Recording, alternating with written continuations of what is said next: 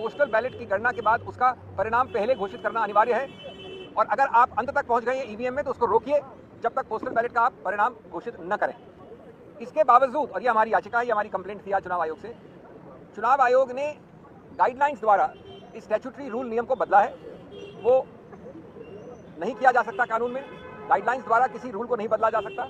वोटों की गिनती से पहले एक नया विवाद खड़ा हो गया है क्योंकि चुनाव आयोग ने काउंटिंग के नियम को बदलकर विपक्ष की नींद उड़ा दी है। विपक्ष इसके पीछे किसी साजिश का हाथ मान रहा है क्योंकि अब तक यही होता आया है कि गिनती के दिन ईवीएम से पहले पोस्टल बैलेट की गिनती होती है और उसका नतीजा घोषित कर दिया जाता है। लेकिन अब चुनाव आयोग ने कहा है कि बैलेट पेपर का नतीजा घोषित करना जरूरी नहीं है, जिसके बाद सुप्रीम कोर्ट के वकील चुनाव आयोग पहुंच गए हैं और वो चुनाव आयोग के इस बदले नियम में किसी तरह का फर्जीवाड़े की आशंका जता रहे हैं। ऐसे में क्या है पूरा मामला, बताएंगे इस वीडियो में, तो वीडियो को अंत तक जरूर देखिए। नमस्कार, आदाब, आप देख रहे हैं खबर अड्डा और मैं हूं आपके साथ सुम्बुली रम। अब वोटों की गिनती शुरू होने से 24 घंटे से भी कम का समय बचा हुआ है, लेकिन उससे पहले ही चुनाव आयोग ने वोटों की काउंटिंग का नियम ही बदलकर सबको चौंका दिया। राजनीतिक गलियारों में हंगामा खड़ा है। सुप्रीम कोर्ट के जाने माने वकील और कांग्रेस के नेता अभिषेक मनु सिंघवी ने चुनाव आयोग पहुंचकर बवाल काट दिया। विवाद इतना बढ़ चुका है जिसके बाद अब यह मामला सुप्रीम कोर्ट भी पहुंच गया है।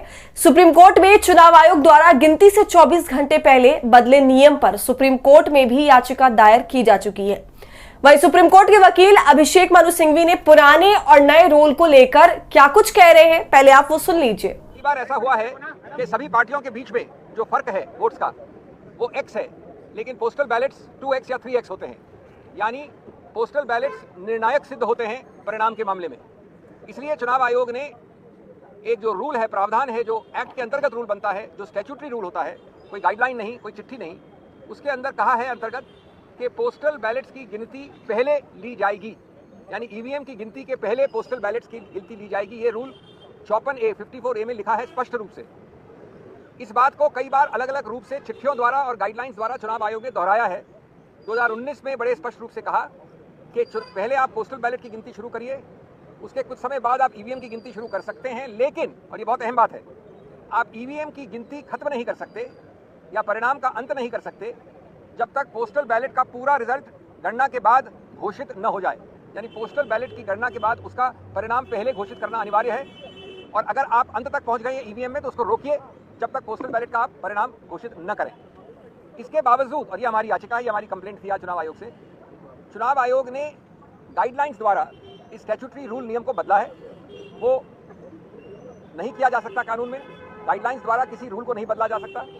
उन्होंने गाइडलाइंस द्वारा जो पुरानी गाइडलाइंस थी 2019 वाली, जो मैंने बताई अभी आपको, उसको हटा दिया है, उसको निरस्त कर दिया है और इसका बड़ा सरल और सीधा परिणाम ये होता है कि ईवीएम की पूरी गणना हो जाए अंत तक, तब तक भी पोस्टल बैलेट की निर्णय की घोषणा करना अनिवार्य नहीं रहा है। अब हमारे को पता है कि कई बार ऐसा हुआ है कि पोस्टल बैलेट के आधार पर निर्णय उत्तर से दक्षिण हो गया है, पूर्व से पश्चिम हो गया है। इसीलिए ये प्रावधान बनाया गया था, यही इसका औचित्य है। इसलिए ये अति आवश्यक है कि ये आप कानून के अंतर्गत एक गाइडलाइन द्वारा नियम को नहीं बदल सकते। तो सुना आपने कैसे अभिषेक मनु सिंघवी एक एक बारीकियों को समझ रहे हैं और अच्छे से समझा भी रहे। वो कह रहे हैं कि पहले पोस्टल बैलेट के नतीजों की घोषणा करनी चाहिए क्योंकि रूल यही कहता है, और वहीं उन्होंने ये भी कहा है कि गाइडलाइन के जरिए किसी रूल को नहीं बदला जा सकता है। अभिषेक मनु सिंघवी कहते हैं कि पोस्टल बैलेट चुनाव के मामले में निर्णायक साबित होते हैं। ये प्रक्रिया चुनाव के परिणाम को पूरी तरह से बदल सकती है। नियम के अनुसार पोस्टल बैलेट की गिनती पहले की जाती है, जिसके कुछ समय बाद ईवीएम की गिनती शुरू की जाती है। इसमें सबसे जरूरी यह है कि पोस्टल बैलेट का परिणाम ईवीएम से पहले घोषित किया जाना अनिवार्य है, लेकिन चुनाव आयोग ने इस नियम को बदल दिया है जो कानून के हिसाब से नहीं किया जा सकता। तो गिनती से पहले चुनाव आयोग ने जो गाइडलाइन के जरिए रूल बदलने का काम किया है, अब उस पर सवाल उठ रहा है कि आखिर किसके कहने पर चुनाव आयोग ने यह कदम उठा लिया। लेकिन इससे पहले आप ये जान लीजिए कि रूल और गाइडलाइन क्या कुछ कहता है। जनसत्ता की इस खबर पर गौर कीजिए जिसमें लिखा है, चुनाव आयोग के बदले नियम से होगी काउंटिंग, जानिए कांग्रेस ने किस बात पर जताई आपत्ति।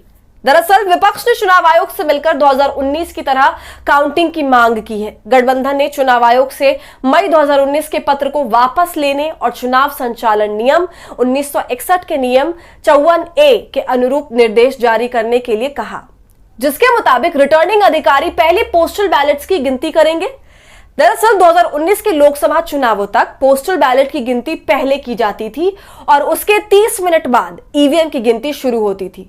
साथ ही ईवीएम की गिनती पूरी होने से पहले सभी पोस्टल बैलेट की गिनती की जाती थी। फरवरी 2019 में काउंटिंग एजेंटों के लिए चुनाव आयोग की हैंडबुक में कहा गया है, किसी भी परिस्थिति में पोस्टल बैलेट की गिनती को अंतिम रूप देने से पहले ईवीएम की गिनती के नतीजे घोषित नहीं किए जाने चाहिए।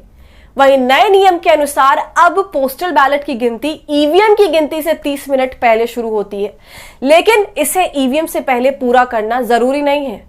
तो यही वो गाइडलाइन है जिसे जारी कर चुनाव आयोग ने सबके कान खड़े कर दिए हैं।